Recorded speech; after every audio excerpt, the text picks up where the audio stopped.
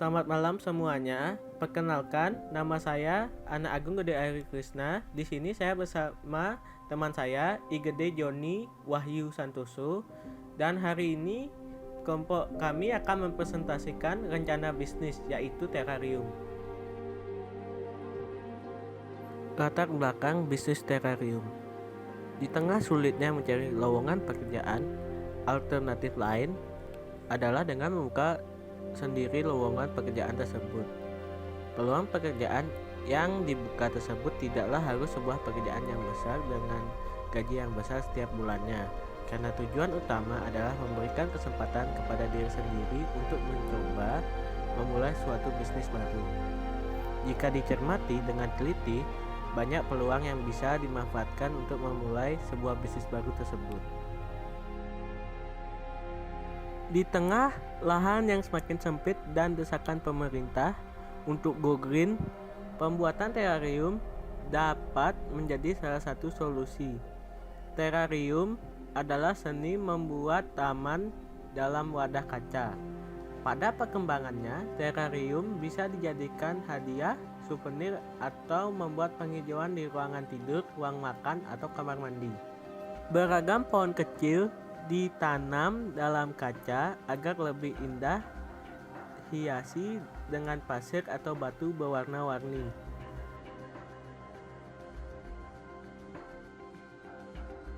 Ini adalah alasan kelompok kami memilih bisnis terrarium.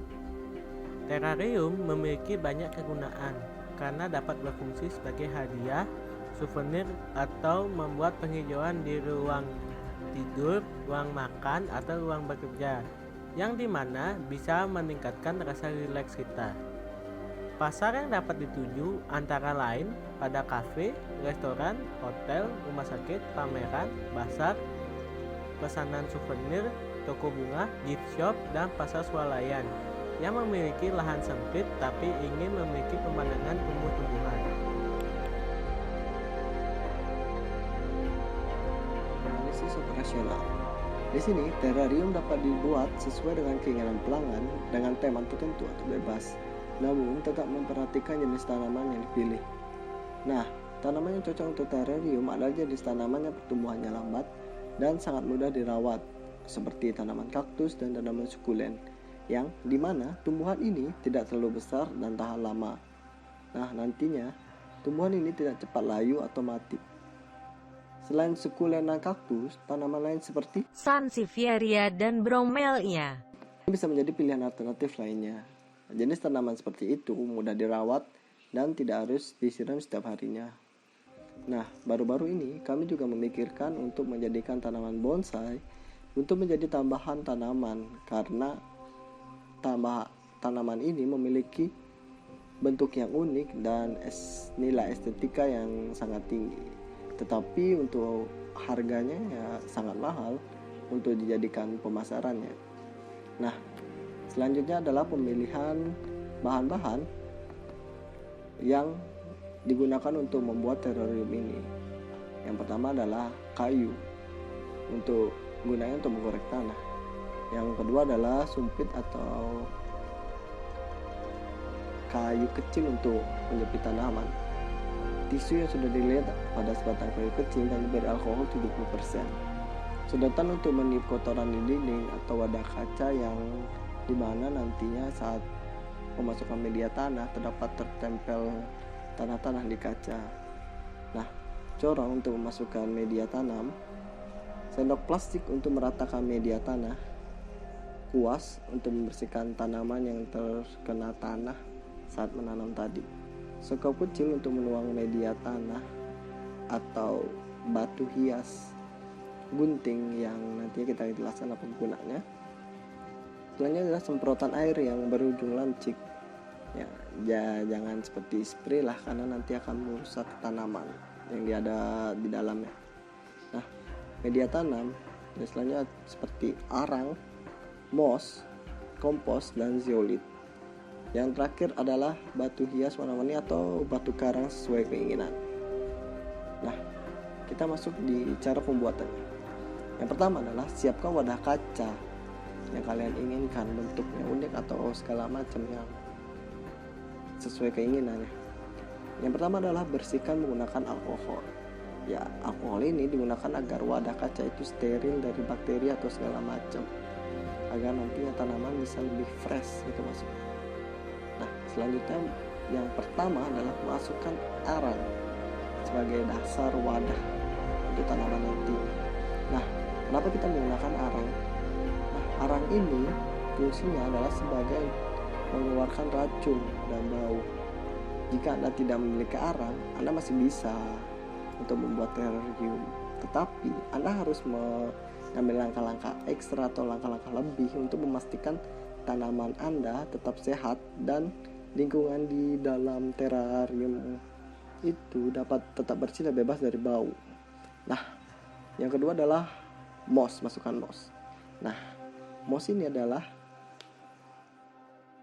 lapisan yang untuk menyerap air dan menghambat evaporasi sehingga mempertahankan kelembapan tanah. Dan penggunaan lapisan moss untuk terrarium ini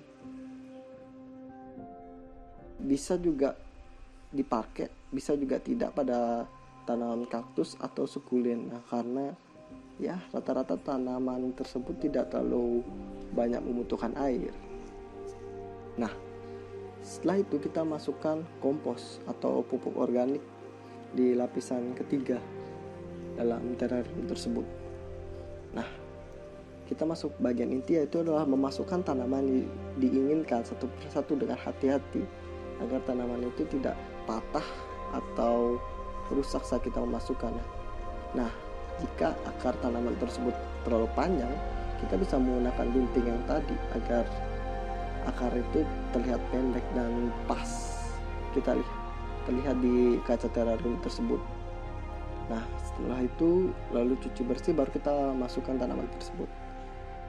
Nah, jika saat kalian memasukkan tanah, moss dan kompos tadi terdapat kotoran, Anda bisa membersihkan pakai kuas yang tadi kita sebutkan. Nah, yang terakhir kita masukkan zeolit untuk menutupi media tanam dengan menggunakan corang yang kita jelaskan tadi. Nah, fungsi zeolit ini agar terrarium terlihat lebih artistik atau lebih seni gitu. Selanjutnya kita tambahkan batu hias atau batu karang yang cukup indah dan kita tata lebih rapi begitu. Nah, jika ada kotoran menempel pada tanaman tadi, kita bisa meniupnya atau kita bersihkan pakai kuas yang tadi. Nah, selanjutnya kita semprotkan kaca dengan air sehingga zeolit itu basah dan berubah warna. Cara ini sekaligus bisa sebagai media untuk menyiram tanaman dan membersihkan sekaligus begitu. Nah, setelah itu terrarium siap untuk dipadankan. Ya, setelah itu yang terakhir adalah analisis pemasaran. Yang pertama adalah produk ini di mana tanaman terrarium itu bisa menjadi hadiah souvenir, dekorasi, membuat penghijauan. Nah, contoh seperti ini, seperti ruang kantor misalnya yang tidak memungkinkan mempunyai space atau lahan untuk menanam tanaman. Nah, jadi terrarium ini bisa menjadi solusinya. Yang kedua adalah place adalah tempat yang direkomendasikan untuk tanaman terrarium ini, seperti kafe, restoran, hotel, rumah sakit, pameran, bazar, pesanan souvenir, toko bunga, pasar swalayan. Nah, kita ambil contoh seperti kenapa rumah sakit. Nah, rumah sakit ini cocok juga dipasang terrarium. Nah, jadi saat pasiennya jarang berada di luar atau standby di kamar, nah terrarium ini bisa menjadi pemandangan yang enak dipandang sebagai dekorasi di rumah sakit agar pasien lebih rileks dan terkesan tidak jenuh melihat dinding, tembok, infus dan orang-orang sakit lainnya aja. Jadi terrarium ini sebagai tambahan agar tidak terkesan membosankan di dalam kamar. Nah, yang ketiga adalah price adalah harga yang menjadi patokan yang akan dijual kepada konsumen.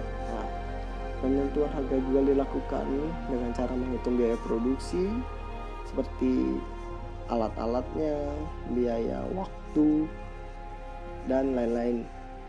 Nah, di dalam price ini produk itu bisa menjadi lebih mahal karena sebut saja sebagai tren. Tren ini bisa berlaku jika produk ini misalnya lebih banyak diinginkan, jadi kita bisa menaikkan harganya sesuai dengan minat pelanggan. Jadi semakin banyak misalnya ada yang minat, ya mungkin kita bisa menaikkan harganya dari harga standar normal. Nah, kira-kira harga yang bisa untuk dijual pada konsumen dalam terarium ini sekitar 150.000 per unit. Nah, yang terakhir adalah promotion. Promosi akan dilakukan dengan memanfaatkan media internet sebagai sarana e-business. Untuk promosi di internet kita bisa lihat lewat akun media sosial seperti Instagram, Facebook, Twitter, dan lain-lainnya. Nah, selain media sosial, kita bisa gunakan adalah online shop. Online shop itu seperti Tokopedia, Lazada, dan online shop lainnya yang dimana nantinya kita juga akan menyebarkan brosur online untuk ke WA group atau ke line group. Nah, yang nantinya akan memikat pelanggan-pelanggan lainnya.